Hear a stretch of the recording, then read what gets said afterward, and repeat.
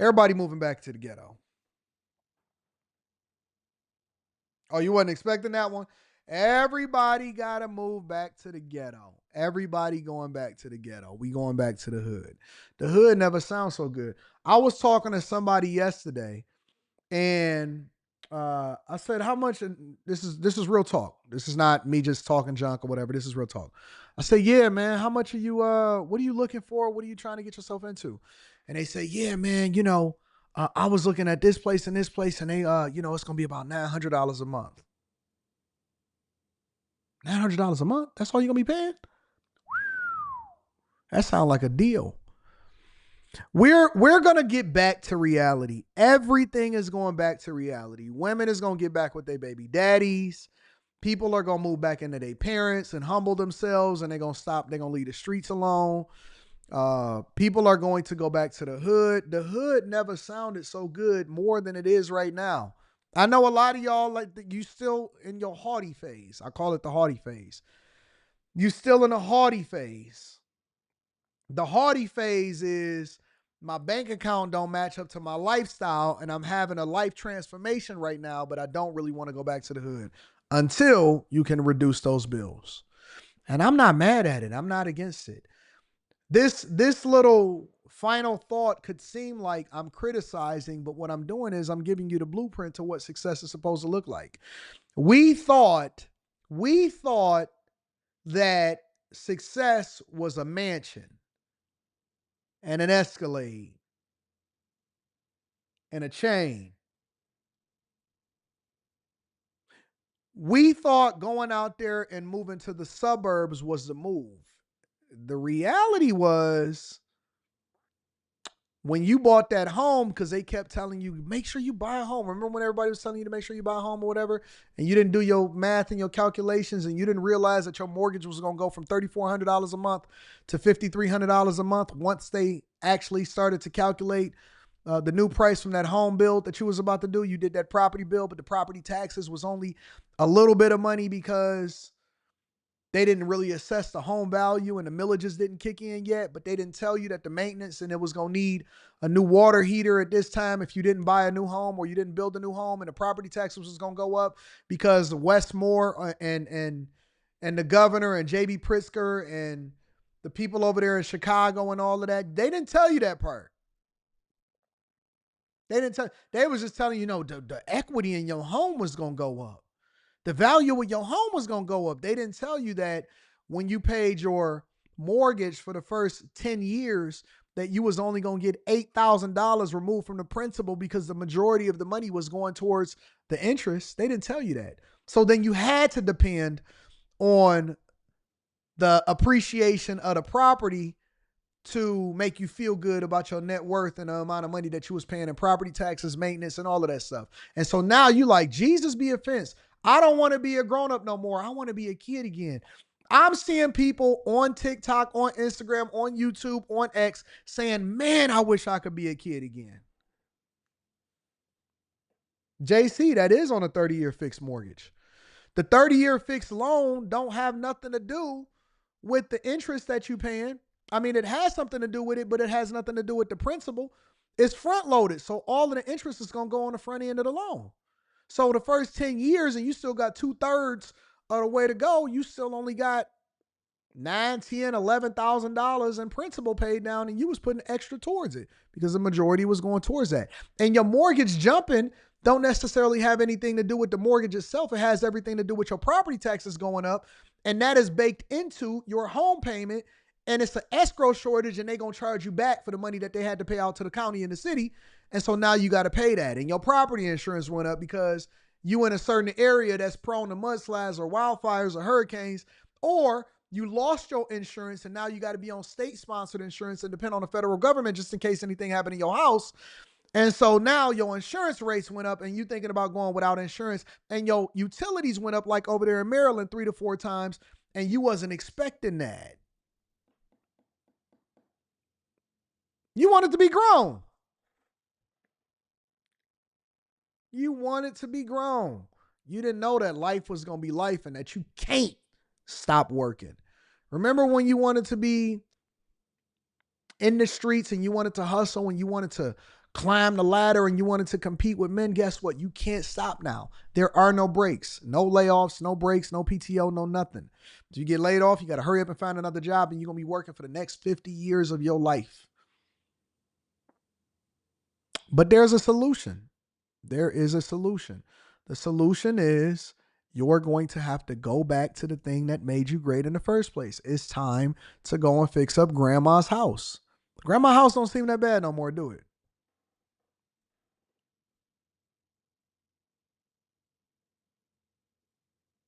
Being under your man don't seem that bad no more, do it? Getting back to the core of things don't seem that bad no more, do it? Just cut your grass. I know people that had a paid off car, went and got a car note because they wanted to impress people that didn't add no value into their life. And they hate that car note having to go out every single month. The new car smelled and wore off. Ain't nobody checking for you just because you roll by in your baby Benz and your C230 or whatever the name of them are. Nobody cares. Nobody cares. Because the real flex was being able to afford it by actually paying off the car, or if you had a business that you could substantiate that you already had another car that was paid off and you're writing off the majority of the lease payments. No, because nobody cared. You bought a new car to make yourself feel good, and 6 months after, now you got your bumper hanging off. And you don't even have insurance. And gas prices is high. Remember that? Remember you traded in because you thought that you came up and you posted it on Facebook and everybody said, yeah, girl. Yeah, blessings on blessings on blessings. They can't see you. Let your haters be your elevators. You was cursing yourself. You was cursing yourself. CLA 250, that's what it is. It's still a Benz though. Remember that?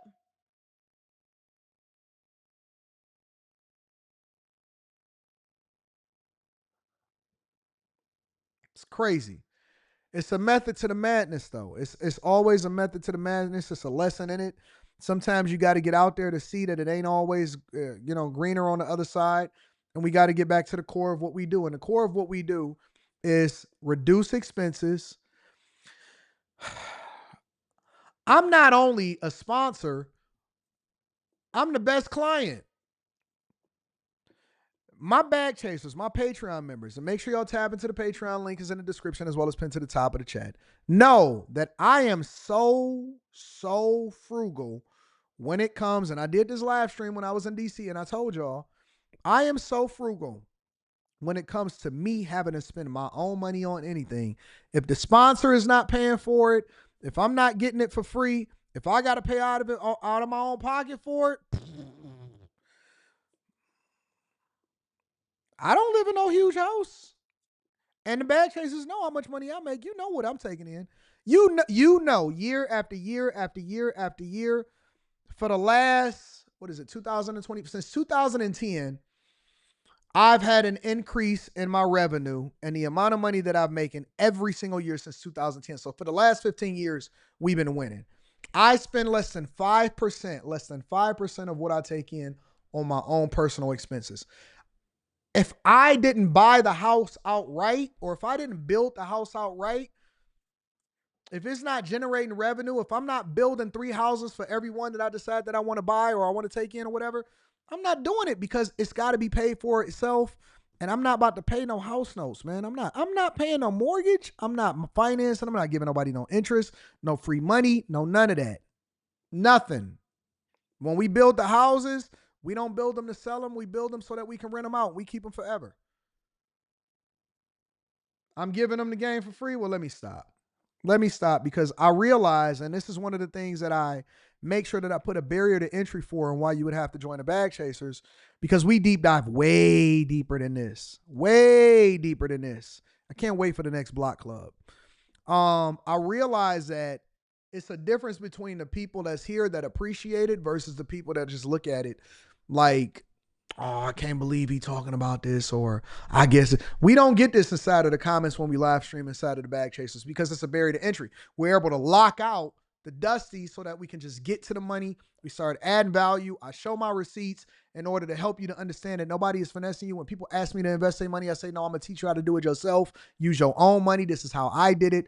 And so this is one of the reasons why you got to block people out, why you have to put a barrier, even if the barrier to entry is $1 or $2, you're going to lock out dusty people that don't actually see the value when you telling them to reduce their expenses so that you can live a better lifestyle and actually save and pay cash for the land, pay cash for the house, pay cash for your lifestyle. Don't have a car note. You don't have the same burden, the same pressure, no matter what. Your family is always going to be taken care of. If anything ever happens to you, they don't have to worry about paying that house note. They don't see the value in the lessons and the mindset and the strategy sessions that we have in the mastermind sessions. They don't see the same lessons. So this is one of the, if you notice, for my bag chasers that's listening here, for the people that's a part of the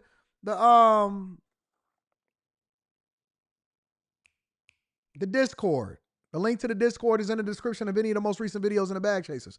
You'll see that we don't have this same type of pushback from some of the people because everybody is on the same page going in the same direction. This is why you have to create your own community of people. This is why we do this for free here, and we let the dusties be dusty until they get themselves together. And then we then switch over and pivot, and then we really get into it, and we ain't got to do all of the entertainment, put the medicine inside of the candy. We just get straight to it, and we run it up. Reduce your lifestyle, move back into your parents, get a roommate, adjust before the market forces you to adjust. People are saying, oh man, the real estate market is crashing. What is it going to do? Anton, are you still building houses? Absolutely. That just means I get to do it at a discount now. That means we get to pick up properties. Remember when everybody during the pandemic was overpaying $100,000, $150,000 over asking price with no inspection? Now we got all of these properties in DC, all of these properties in Chicago, all of these properties in Wisconsin, all of these properties in Ohio, all of these properties in LA. Everything is coming on the market at the same time, and nobody can still afford them because the prices are staying the same, but people are going to be losing their houses and the interest rates is not going down. What do you think that is? That is a buying opportunity. We're going to go over it in the next Patreon. Don't worry about it. We just wait. We just patient. We just sit there and just watch. Watch the carnage. Watch the craziness. Watch people tear each other's eyes out. Watch everybody complain. And we just going to silently act like the same people that's been buying it up, the Black Rocks, all of that. We're going to do it on a much smaller scale, and then we're going to scale up. And we're just going to keep on doing it. We're going to compound it. We're going to compound all of the wealth, take all of the property, take everything, and we're going to gentrify it ourselves. That's real power.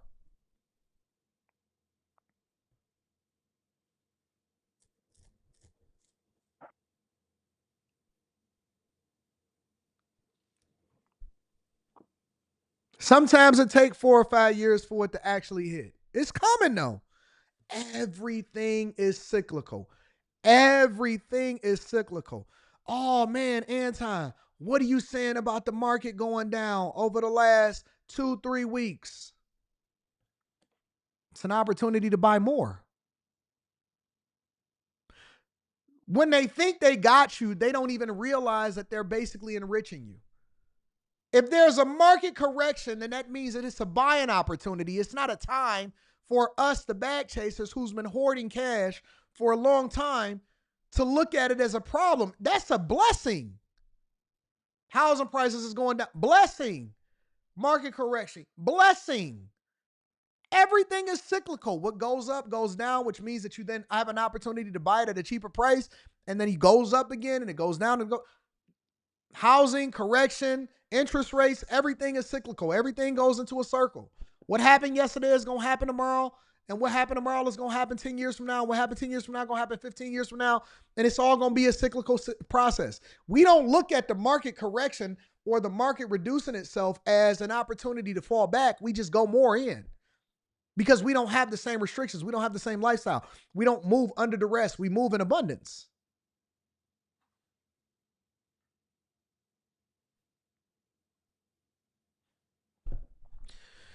Anyways, make sure you guys continue to, and we don't just buy the dip, we dollar cost average, but we'll get into that on Block Club and Stock Club inside of the Patreon. Make sure y'all tap into the Patreon. Link is in the description. Also, Teach Henley, 40% off your first order plus 20% off for life.